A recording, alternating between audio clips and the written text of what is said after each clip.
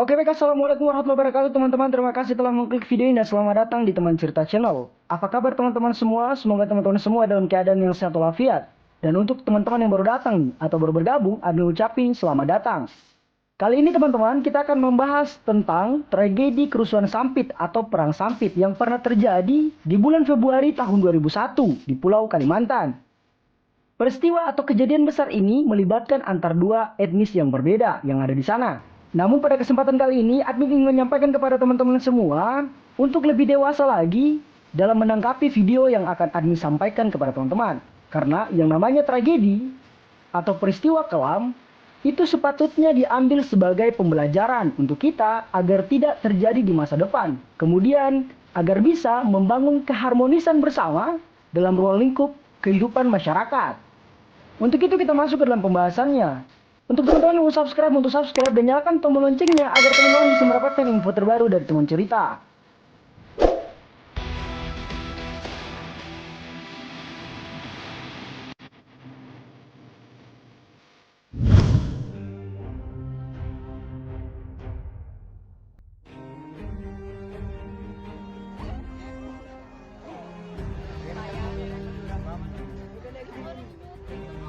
Teman-teman, kalau mendengar kata Perang Sampit, kata Sampit ini merujuk pada nama sebuah daerah di Kalimantan Tengah. Karena peristiwa ini terjadi atau pecah di daerah ini, makanya disebut Perang Sampit atau Kerusuhan Sampit.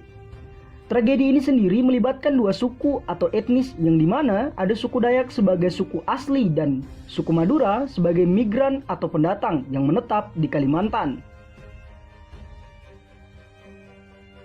Namun sebenarnya yang terlibat dalam kerusuhan ini tidak hanya dua suku saja, melainkan ada satu sub-suku lagi yang mendiami Pulau Kalimantan, yaitu suku Melayu Sambas, yang dimana mereka memihak kepada suku Dayak sebagai rumpun suku yang ada di sana.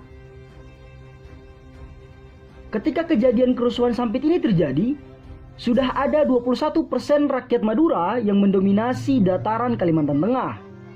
Dan karena populasi inilah, banyak mayoritas masyarakat Madura yang hidup di Kalimantan, kebanyakan di antara mereka itu ada yang sukses di berbagai bidang masing-masing. Yang lebih menonjol yaitu dalam bidang wirausaha atau bisnis, yang kemudian menjadikan warga Madura secara tidak langsung baik dalam wilayah perekonomian. Perang Sampit ini sendiri bisa pecah akibat adanya perselisihan, perbedaan budaya, perbedaan sikap, dan perbedaan-perbedaan lainnya, yang dimana satunya merupakan penduduk asli Kalimantan dan satunya merupakan penduduk pendatang. Kerusuhan ini terjadi karena banyak faktor, tapi faktor yang paling besar ialah kesenjangan ekonomi. Persaingan dalam ekonomi ini menjadi faktor utama yang membuat dua etnis ini saling berselisih paham, yang pada akhirnya terjadilah perang yang sangat besar. Oh iya, hampir lupa. Pada awalnya, keberadaan orang-orang Madura di Pulau Kalimantan ini karena adanya program transmigrasi yang diadakan oleh pemerintahan kolonial Belanda pada tahun 1930 yang kemudian dilanjutkan oleh pemerintahan Indonesia. Dan di tahun 2000, transmigran Madura mulai membentuk 21% populasi di Kalimantan Tengah.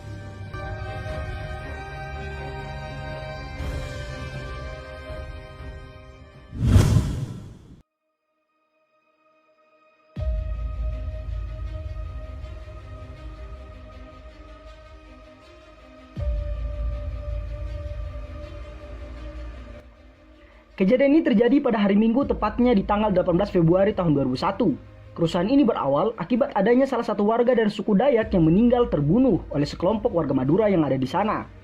Nama pemuda Dayak yang meninggal ini adalah Sindong. Ia dikeroyok habis-habisan hingga tewas. Sebenarnya kasus ini sudah ditangani oleh pihak kepolisian. Akan tetapi menurut warga Dayak, pihak berwajib itu sangat-sangat lambat dan terkesan ditunda-tunda atau ditutup-tutupi. Dan tibalah pada akhirnya masyarakat Dayak yang notabene-nya adalah tuan rumah di Kalimantan Tengah langsung mengambil tindakan untuk mencari pelaku pembunuhan dari warga mereka yang bernama Sindong ini.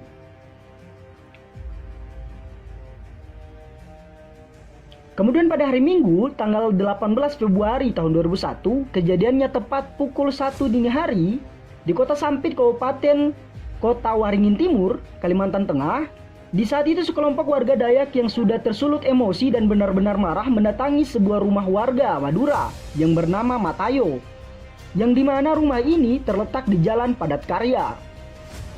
Dalam kejadian ini, pihak warga Dayak yang datang ke rumah Matayo ini benar-benar dalam keadaan marah.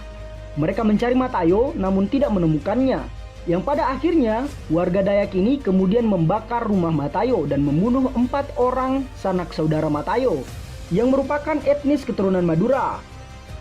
Kejadian ini dapat terjadi karena penyerangan dimulai di dini hari yang membuat warga Madura tidak siap dan kaget akan penyerangan ini. Sehingga pada pagi harinya, tepatnya di jam 8 pagi, penyerangan balasan pun dilancarkan oleh pihak Madura. Mereka mendatangi salah satu rumah keturunan Dayak yang bernama Timil. Sebenarnya, Timil bukan merupakan pelaku penyerangan di rumah Matayo. Namun orang-orang Madura mencurigai Timil menyembunyikan salah satu pelaku penyerangan waktu itu. Namun, pada saat rombongan warga Madura ini tiba, ternyata rumah Timil dan Timil sendiri sudah diamankan oleh aparat keamanan.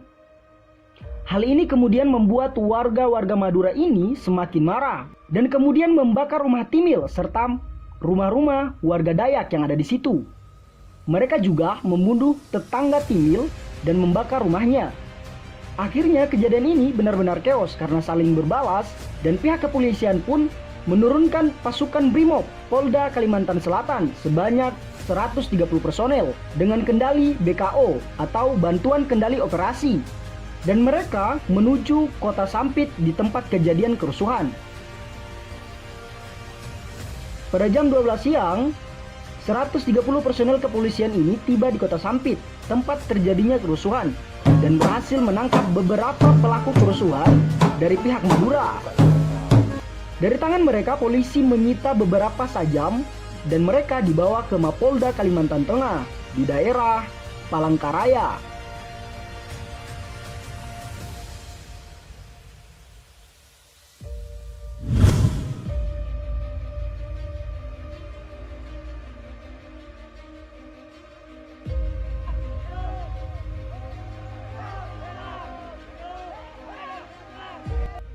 Polisi menganggap bahwa dengan menangkap para pelaku kerusuhan ini akan membuat kondisi kembali membaik. Namun ternyata keesokan harinya, tanggal 19 Februari, orang-orang Madura di seluruh kota Sampit dan berbagai daerah memutuskan untuk turun ke jalan dan mencari orang-orang Dayak. Saat itu, orang Madura mendominasi dan menang sehingga mampu menguasai kota Sampit. Bahkan warga etnis Madura sampai menyweeping orang-orang suku Dayak. Banyak sekali korban yang berjatuhan, bahkan kota Sampit di hari itu dipenuhi oleh mayat-mayat dan bangunan yang rusak dan terbakar. Hal ini membuat Wakil Gubernur Kalimantan Tengah harus menurunkan bantuan sebanyak 276 personil TNI dari Yonif 631 ATG untuk mengamankan kota Sampit akibat aksi serangan penyerangan antar dua etnis yang memunculkan kerusuhan besar.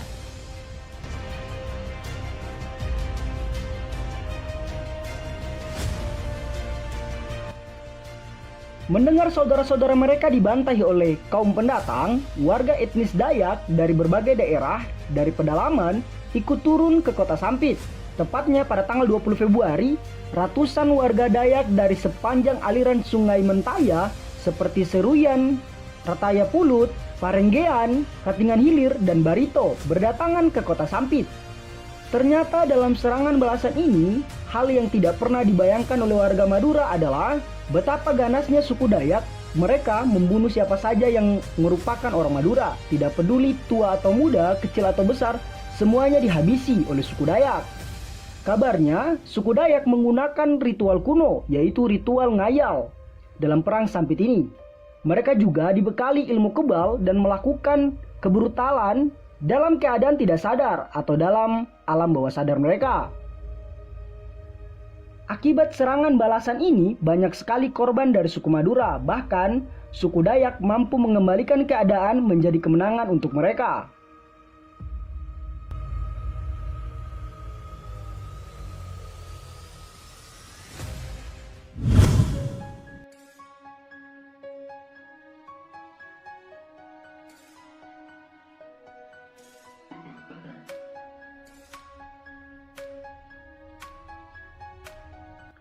Pada akhirnya, polisi menahan seorang pejabat lokal yang diduga sebagai salah satu dalang di balik serangan ini.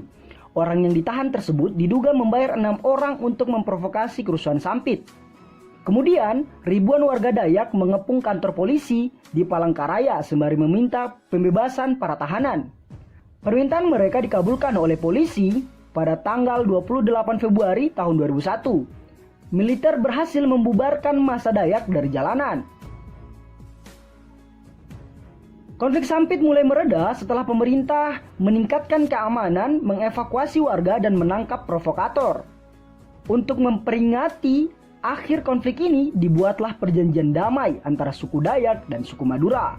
Guna memperingati perjanjian damai tersebut, maka dibentuklah sebuah tugu perdamaian di Sampit.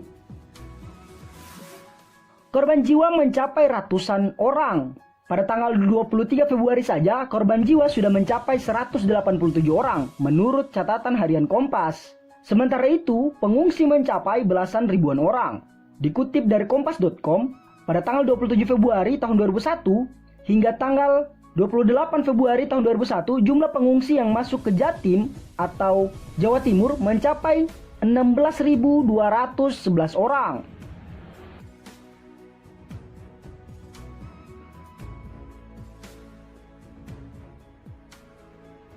Dan itulah sejarah tragedi kerusuhan Sampit atau Perang Sampit yang terjadi di tahun 2001. Terima kasih telah menonton video ini dan sampai jumpa di konten selanjutnya. Thank you.